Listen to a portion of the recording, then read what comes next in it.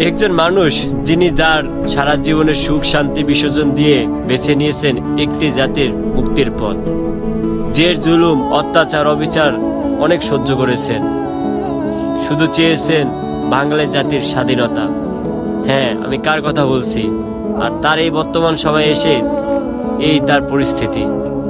ইনকিলাব মঞ্চের আবির্ভাব, এবং তারা আপনি দেখবেন গতকাল বা পরশু একজন তরুণ নেতা বক্তব্য রাখছে এরকম, শেখ মুজিব 100 বার, শেখ মুজিব যত বড় শয়তান, 100 বার শেখ হাসিনা জন্ম নিলেও তত বড় শয়তানি করতে পারবেন না। আপনি চিন্তা করুন, একজন এইরকম নেতা এই ধরনের বক্তব্য দিচ্ছেন যে শেখ মুজিব শয়তান, কারণ তিনি বাংলাদেশের স্বাধীনতায় নেতৃত্ব দিয়েছিলেন, এই জন্য শেখ মুজিব শয়তান।